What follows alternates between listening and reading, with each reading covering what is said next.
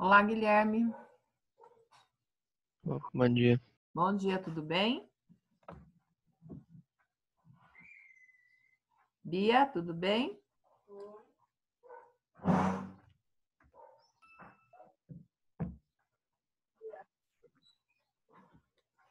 Estou esperando o pessoal entrar para eu começar, tá? Só um minutinho que eu já volto.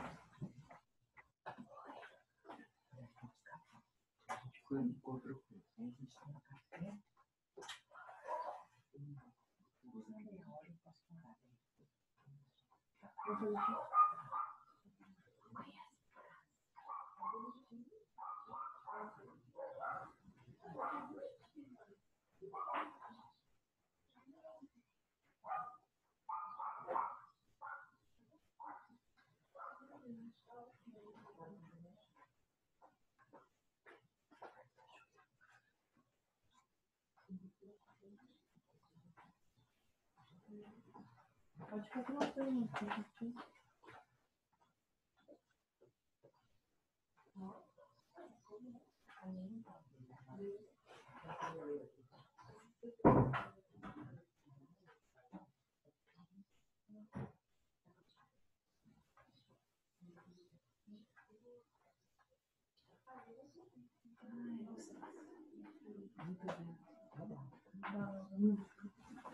Pronto, estou de volta, povo. Bom, então vamos começar, porque o pessoal for chegando, eu vou recebendo aqui, tá? Nós estamos falando, então, na segunda-feira a gente teve uma aula de reposição. Eu iniciei o quientismo, né, que é um período que a gente estuda rapidamente, mas que foi um período que se impôs ali até o Barroco. Né? Na sequência, nós vamos estudar o Barroco, que vai ter início na Europa, né? Vem a Contra-Reforma e o Barroco ali.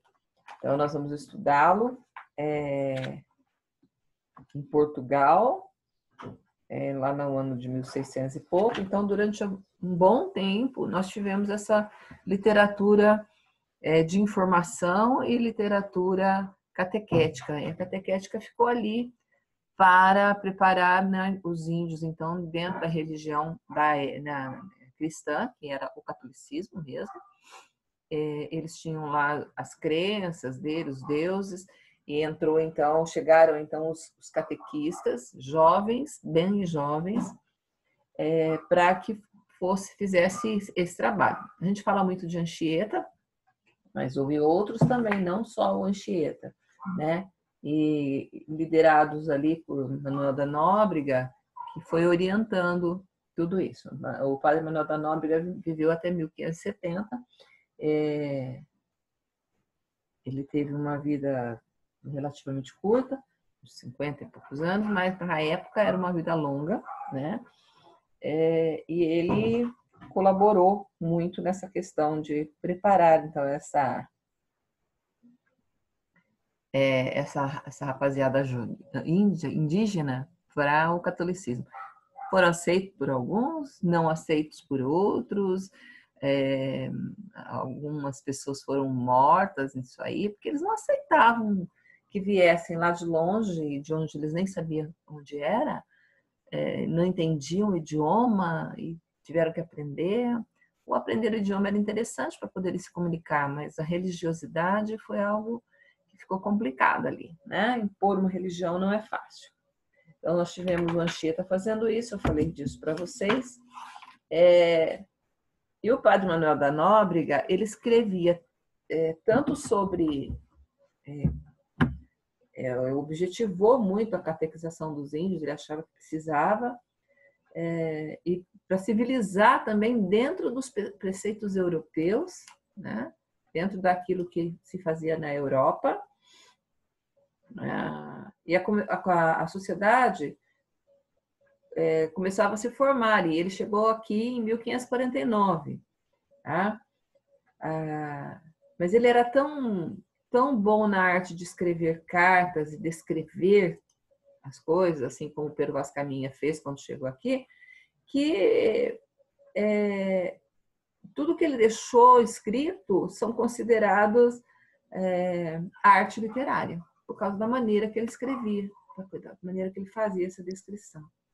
Então, epistolografia é a arte de escrever carta, epístolas, né? Epístola é carta. A gente ouvir essa palavra na Bíblia, né? Epístola de Paulo aos Coríntios, né? Essa epístola, então, são as cartas. Epistolografia é a arte de escrever a carta. Tá? Ele escreveu algumas obras como Diálogo sobre a Conversão do Gentio, estou falando de Manuel da Nóbrega, Caso de Consciência sobre a Liberdade dos Índios, Informação da Terra do Brasil, Informação das Coisas da Terra e a Necessidade que há para bem proceder nela, e Tratado contra a Antropofagia. Né? Esse tratado contra a antropofagia, porque aqui tinha os índios antropófagos, né? E era aquela coisa doida. Eles tinham que saber quais tribos eram. Imagina você chegar num lugar que você não sabe nada sobre ele também. Porque assim como os índios não sabiam nada sobre os portugueses sabiam nada sobre os índios, né? Vamos lembrar que o Anchieta nem era português, ele era espanhol, né? Ele nasceu na Espanha. Mas chegarem aqui, vamos pregar e vamos, mas qual vai ser a reação desse povo? Então, será que todo mundo achou, vamos lá aprender? Não, claro que não, né? E aí tinha aqueles que resolviam fazer um jantarzinho com os visitantes, né? E alguns padres foram comidos realmente, outros padres desaparecidos, que também devem ter sido pegos por uma tribo, ou por um bicho, por alguma coisa. Só que era selva mesmo, né? Tem gente que acha que é até hoje, né? Não sei porquê. Depois de tanto tempo, tantos meios de comunicação, estrangeiros ainda acharem que aqui é social, né? Porque tem a floresta amazônica, eles acham que é só aquilo lá, né? E aí, então, foram escritos vários trabalhos, vários autos para serem encenados, né? Várias quadrinhas, como a gente viu na aula passada, de Anchieta também pregando. Além deles, nós tivemos, então, dentro da... Daí a gente pergunta assim, o que foi esse quinhentismo? Então, na época, como literatura, esse quinhentismo foi a chegada dos portugueses ao Brasil e tudo que se escreveu sobre o Brasil e o que se fez no Brasil com literatura. Então, o que se fez? Se catequizou e ensinou a língua portuguesa através de teatros e textos, né? Textos, quadrinhas, poesias, poeminhas, né? E também a informação, quer dizer, daquilo que se escrevia sobre o Brasil. Então, nós tínhamos Dom Manuel, que era o rei de Portugal, de 1460 até 1521, ele viveu. Então, ele viveu 61 anos, né? Era chamado de o venturoso ou afortunado, em razão do sucesso que ele teve, né, nas grandes descobertas marítimas, né? E nas grandes viagens. A descoberta do caminho para as Índias se deu durante o reinado dele e pelos portugueses. Então, vejam que bacana, né, isso aí ter acontecido no reinado dele. Ele recebeu o título de Senhor do Comércio, da Conquista e da Navegação da Arábia, Pérsia e Índia. Quando o Pero Vaz Caminha chegou aqui com Cabral, foi para ele que Pero Vaz escreveu a carta de descrição do Brasil. Essa carta que foi entregue em mãos, obviamente, né? Quem voltou primeiro para Portugal levou a informação. E nesse período, então, nós tivemos a vinda de várias pessoas que faziam viagens, exploradores, né? Como eu disse na aula passada, que vinham buscar, vinham conhecer aqui. Dizem que aqui tem galinha que canta, né? O galo canta. Hans Staden, ele escreveu o livro Duas Viagens ao Brasil. E ele contou aqui, nesses livros dele, como era. Então, o Staden era alemão, né? Eles viajavam em três, vieram para a América, E ele escreveu o que ele viu aqui. Então, ele disse que depois de longos esforços, cuidados e perigos em águas e em terra, que nesta viagem, como se narrou, duraram 2 anos, naufragamos em São Vicente, ilha bem próxima do continente do Brasil, aí, que era habitada por portugueses. Aí encontrei um compatriota, um filho do falecido Eubanos Ressus, que me acolheu bem. Além disso, tinham aí os comerciantes da Antuérpia, que se chamam Schelts, um representante ou um feito por nome Pedro Ruezel.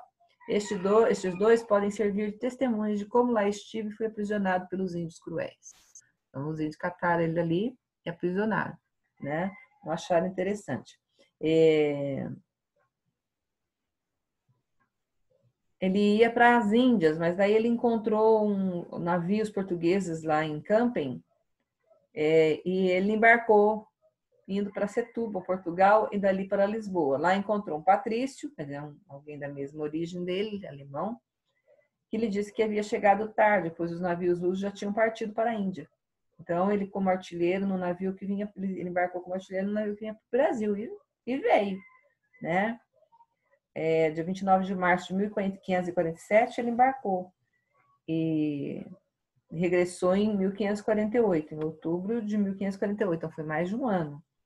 A segunda viagem por ele empreendida partiu da Espanha em 10 de abril de 1550 e voltou em 20 de fevereiro de 1555. Foi longa e trágica. O navio em que ia viajar foi partido ao meio por uma terrível tempestade. Estando perto da costa, todos conseguiram nadar para a praia e salvar-se. Então, ele era vítima de tragédias, né? O navio naufragou, o outro navio partiu ao meio. Então, assim, vocês imaginam os navios da época, né? Enormes, eram grandes para o padrão da época, e assim, frágeis em relação a tudo, né? Aquilo que era possível ser feito. Então, uma pancada podia mesmo partir um navio ao meio.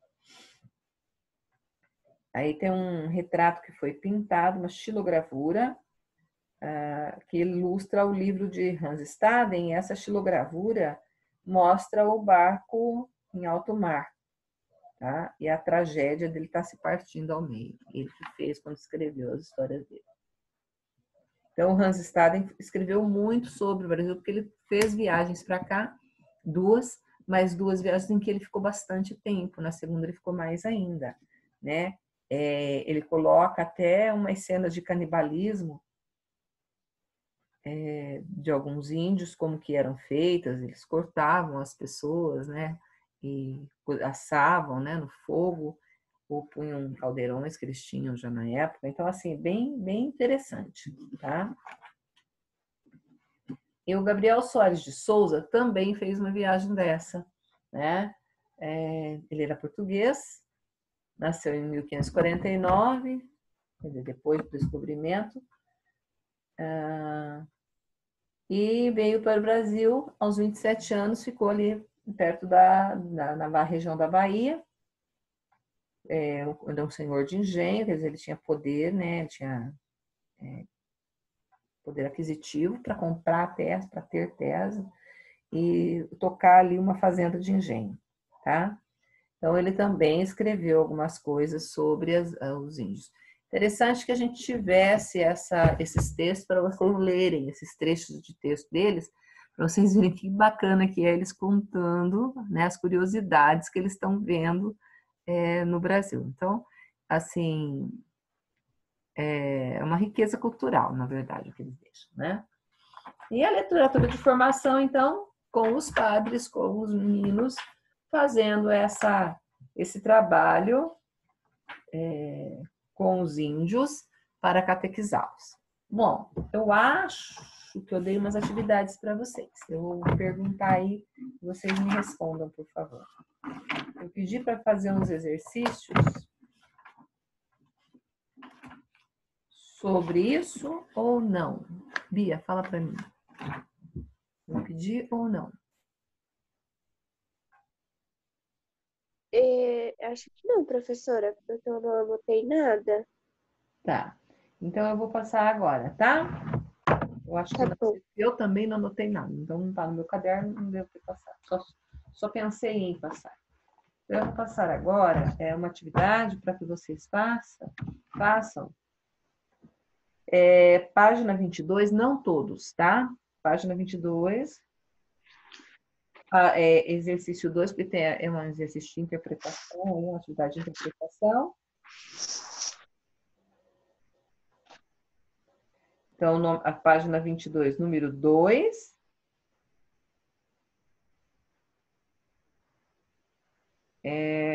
Exercício 2. E depois... Deixa eu ver aqui.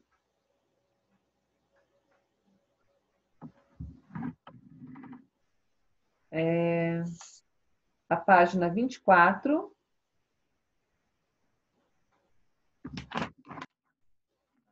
Atividades complementares. Eu gostaria que vocês fizessem, então, esse número 2, que é uma atividade de interpretação. E na página 20, o exercício 1 e 2. Página 21 e 2, página 22, número 2. Tá? Eu quero que vocês façam esse exercício. Pesquisar o nome de cada país. Oi?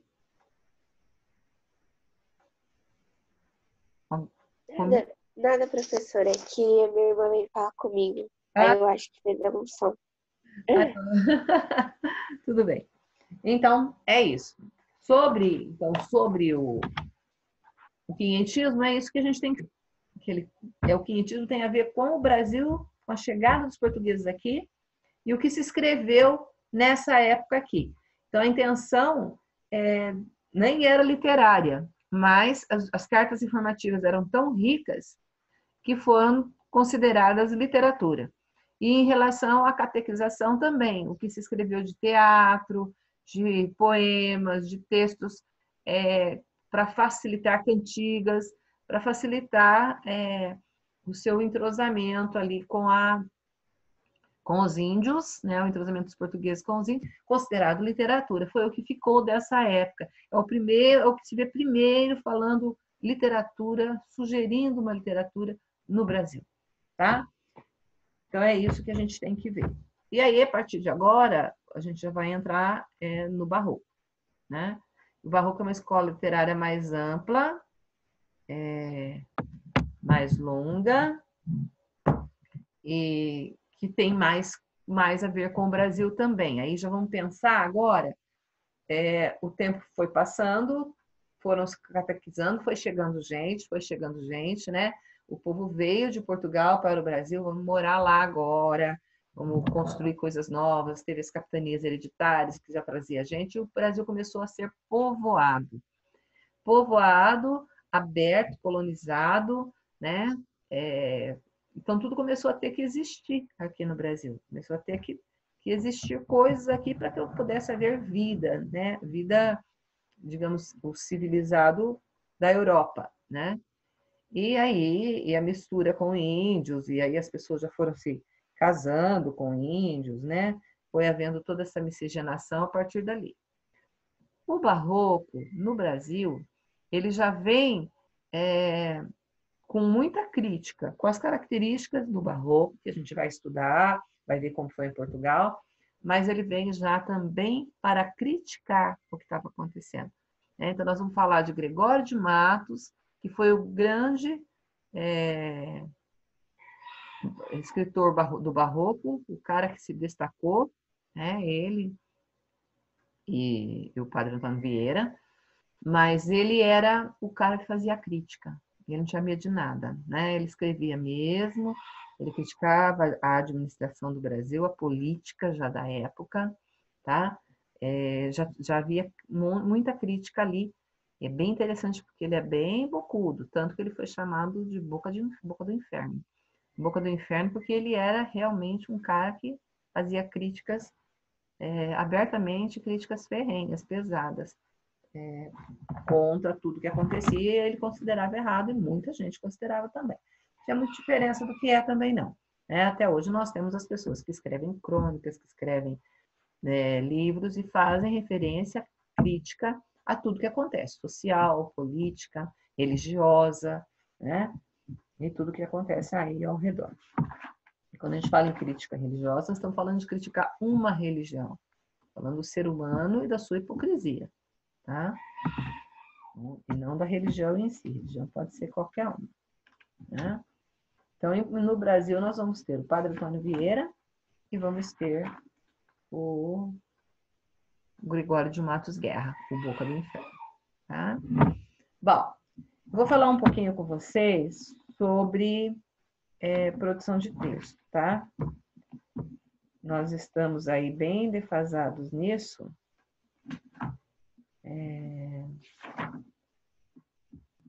E eu queria, então, sugerir que vocês fizessem para mim, em produção de texto, para que vocês treinem a escrita, que isso não adianta, vai ter que sempre fazer, né?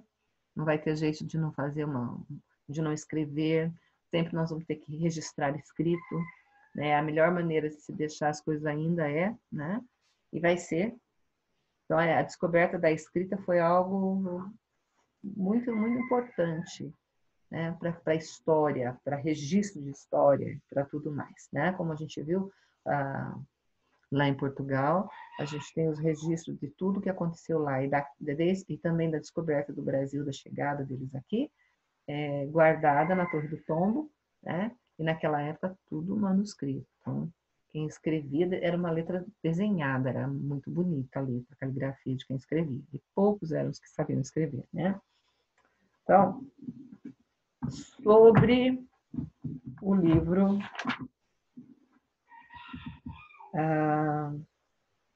O Quarto de Despejo. O quarto do despejo, né? Não de despejo. O quarto do despejo, que é o quarto. O que seria o quarto do despejo, né? Nós não fizemos nada ainda, a gente falou dele, eu fiz uma baita aula comentando na semana passada, e não deixei a atividade para vocês ainda.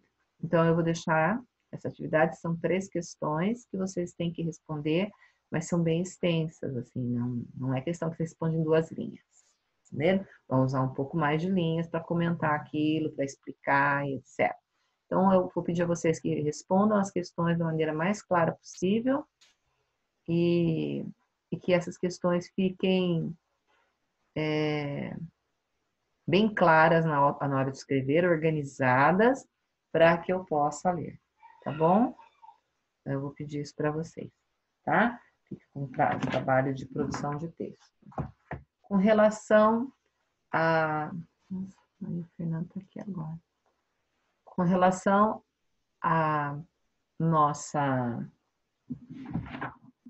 essa pandemia que nós estamos vivendo, né? Vocês vejam que ninguém esperava um dia na vida passar por uma pandemia nos dias de hoje, né? A gente nunca contou com isso. É uma coisa que parecia muito distante da gente. Eu ouvia falar lá da peste, da gripe espanhola, né? E eu ficava pensando, era porque não tinha meio nenhum, não havia remédio, né? E não, né? Estamos aí, século XXI, a ciência não para, nós temos uma pandemia matando, né, um mundaréu de gente, não tanto quanto foi a gripe espanhola. Né? Em proporção, a gripe espanhola foi muito maior. Né? Lógico que é menos população, mas se você medir na proporção, foi muito, muito, muito mais gente que morreu. Se fosse hoje, a gripe espanhola mataria menos gente, claro, mas mataria muita gente ainda, né? A revista aí, essa gripe, né? O Covid é um vírus gripal, né? O Covid não, o Corona. O Corona é um vírus gripal, a Covid-19 é uma doença de gripe, porém, que atinge o pulmão de uma forma absurda, né? E leva mesmo as pessoas embora, principalmente aquelas que já têm alguma comorbidade, por conta da imunidade que é muito mais baixa, né? Não é mais a imunidade que se tem quando não tem nenhuma doença e se é jovem, né? Mas mesmo assim, muitos jovens morreram. Mas aí a questão que as pessoas falam, não tinha comorbidade, mas às vezes é fumante, né? Então aí já está com debilitada, ou aquele momento estava fragilizado o organismo por alguma coisa, e aí acaba, né, sendo grave, indo para a UTI, etc., e alguns vão à morte mesmo. Sobre isso, nós também vamos fazer um trabalho. Então, eu peço a vocês que vão lendo as informações e deixando reservadas. Por exemplo, gráficos, informações sobre a doença, os comentários de pessoas que têm conhecimento sobre uma pandemia, aquilo que influencia a população, a postura de um povo ante uma situação dessa. Então, tudo isso eu quero que vocês pesquisem, se organizem, tá? Guardem, porque nós vamos fazer um trabalhinho com isso, valendo nota para o terceiro bimestre. Então, como é para o terceiro, eu quero que vocês já deixem organizado, tá? Já vão fazendo, que vai ser um dos nossos trabalhos de terceiro bimestre, que eu vou lançar nota para vocês. Aí eu sempre lanço literatura e produção de texto. Então, é uma nota dupla, tá? Eu quero, então, que vocês façam essas pesquisas já, guardem, porque a gente está ouvindo, mas aí você não tem nenhuma referência com data, com local. Você ouviu tal coisa na televisão, mas quem informou, quem falou, por quê? Então, você tem que ter essa referência para poder fazer um trabalho depois, tá? Quando foi dito, por quem que foi dito, qual a afirmação, o que que atrapalhou, o que que concordou, o que que estava certo, o que que não estava, tá? Quais as medidas tomadas, o que está acontecendo, as vacinas que estão chegando, como é que vai ser. Então, tudo que vocês puderem já vão armazenando aí com vocês, certo? Eu vou só fazer a chamada, falta 1 minuto.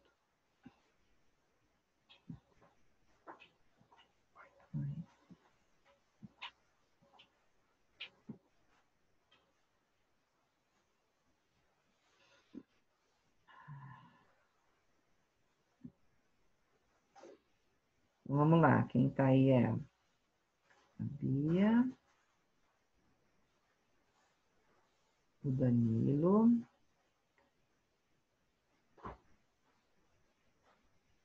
Guilherme Casarim. Deixa eu tirar esse, tirar esse. Ellen, Guilherme Casarim tá aí, Guilherme Henrique não, o João Gabriel não, o José Luiz não, que aliás eu nunca vi em aula nenhuma.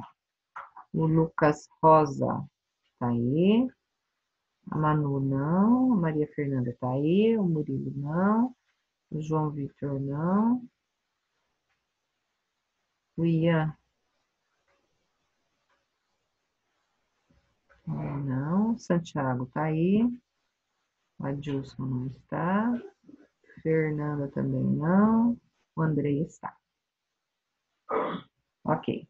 Então tá, pessoal. A gente se vê então na próxima semana. Eu vou deixar a tarefa em avisos lá no site. Aí vocês podem, alguém pegar lá e divulgar no grupo, porque eu não tenho vocês, não tenho o grupo de vocês, não faço parte. Então, vocês podem pegar no site e colocar no grupo do jeito que eu coloquei lá, tá bom? Fica mais fácil para vocês, para que todo mundo veja. Beijo, até semana que vem. Tchau.